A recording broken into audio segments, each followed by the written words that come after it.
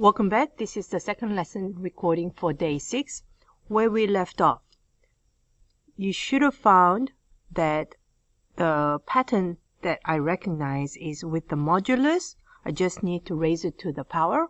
With the angle or the argument, we just need to add that n number of times, or however many times we are raising it to the power. Okay, so or we can multiply by that number there. Okay, so and this is what is called the Moivers theorem. And so if you have not done so already, make sure you use your complex number, not my complex number, and you fill out this sheet using your complex number. This is not done. This is not an exercise on copying, but it's really exercise on you discovering for yourself using your complex number. And if you are working with anybody, please write down the group members, and you can choose any of the complex numbers from your group. Okay, but as long as I do know who your group members are, I can give you credit for that.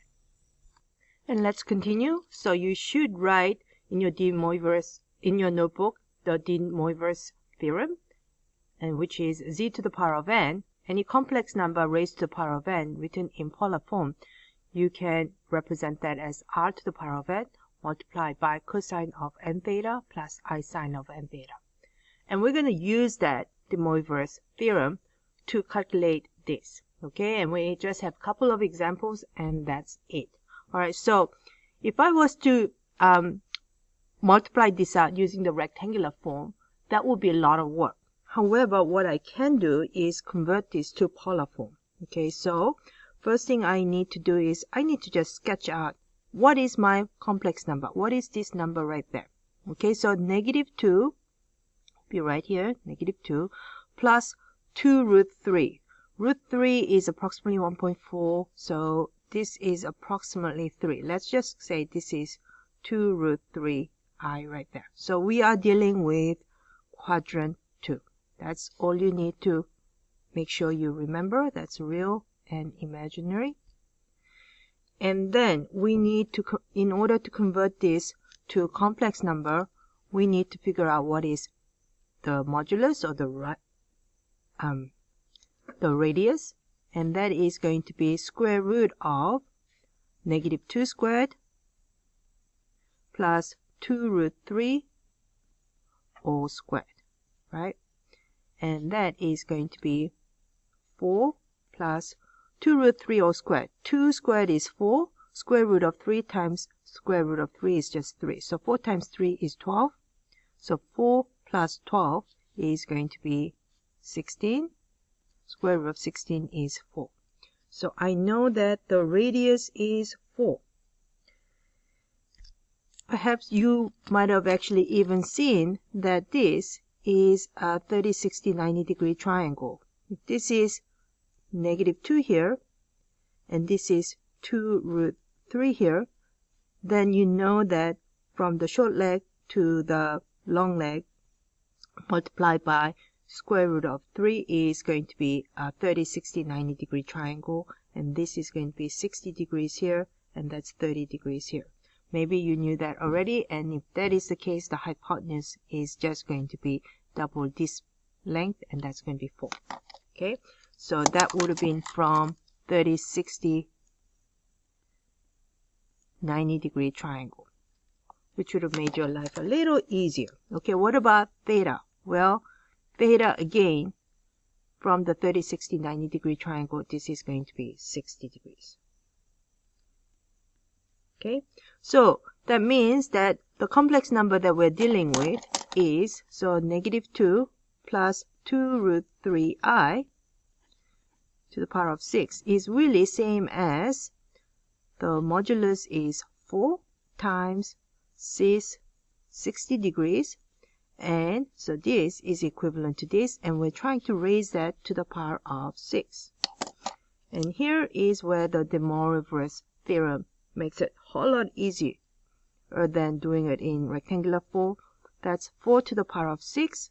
We just raise it to that exponent, and it's going to be cis 60 times 6. 6 is from there. 60 degrees times 6. And that is same as, what's 4 to the power of 6 is 4096. Okay. All right. So, but here is the thing. I've made a mistake, haven't I? Have you caught anything? I said that theta was 60 degrees. This is 60 degrees. Is my theta 60 degrees? No, it's actually 120 degrees. So I am going to cross that out and it's 120 degrees because theta is really this angle right there. So it's really, I need to be multiplying to 120 degrees by 6. Alright, so then what do I have? Cis. So that's going to be 720 degrees. What is 720 degrees? 720 degrees is just 360 degrees twice. So what you're doing is 720 degrees, this is 360 degrees. But if I do one more time, that's going to be 720 degrees. So this is really same as 4096 times cis 0 degrees. And what is cis 0 degrees? That is, if I just expand it out, okay? Maybe at the end you do want to expand it out. That's cosine of 0 degrees plus I sine of 0 degrees. Oops, not theta, 0 degrees. And I know the cosine of 0 degrees is 1. This is equal to 1. And cosine of 0 degrees is 0. 0 times I is going to be 0. So this, the imaginary portion goes away and you're just left with the real portion. And so this simplifies to 4096. So I have just figured out that when I multiply this complex number here, it simplifies to this number.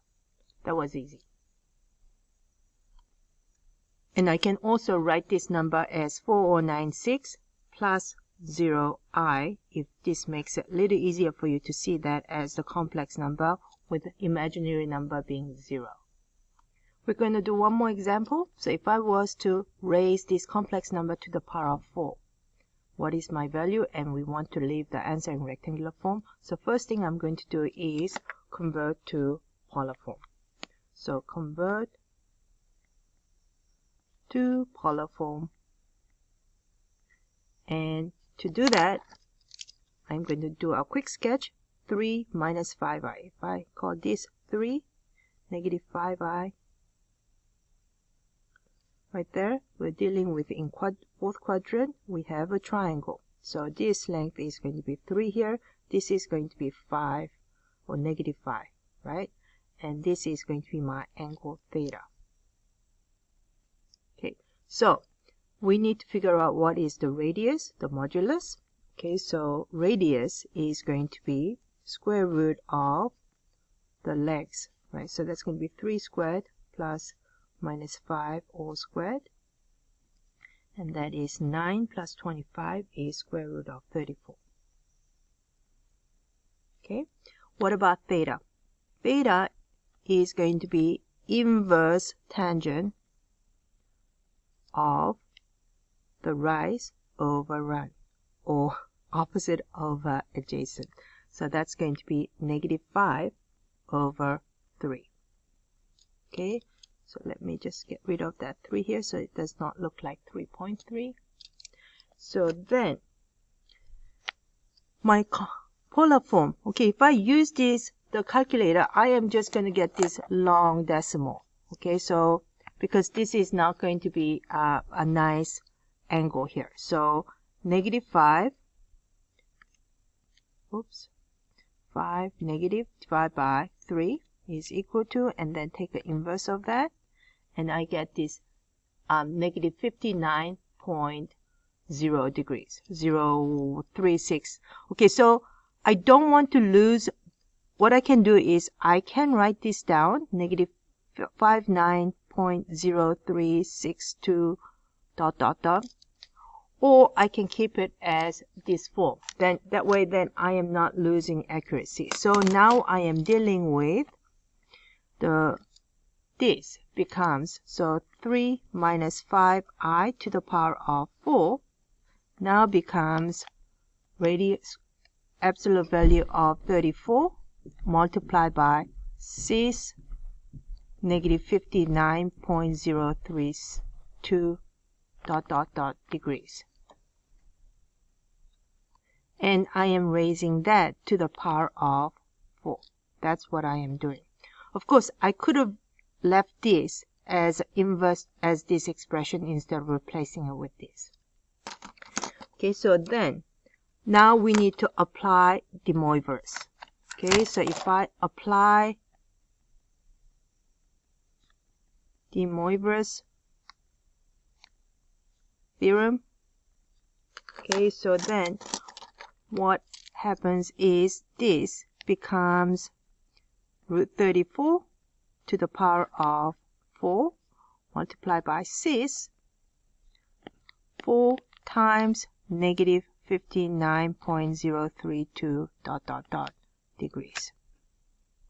Okay, and that is, if I use the calculator, this is same as 34 times 34 because to the power of half, and 4 just becomes square. Okay, so 34 squared is 1156. And this is just, I'm just going to expand it out. That's cosine of 4 times negative 59.03 is going to be negative 236.14, negative 236.1449, ...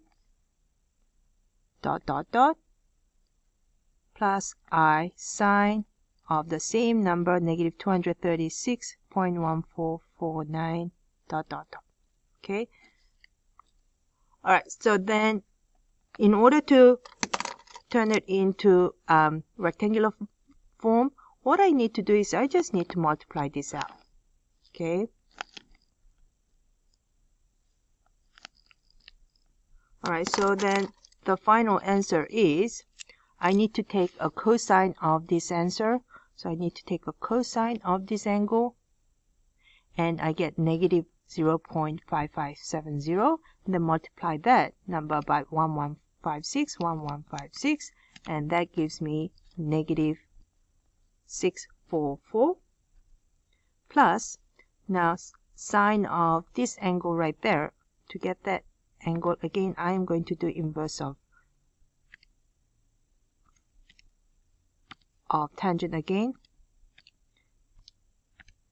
Okay, and then multiply that by 4, and then take the cosine sine of that, and that gives me 0.830, and then multiply that by 1156 is going to be 960. So this is 960i, and that is my final answer in rectangular form.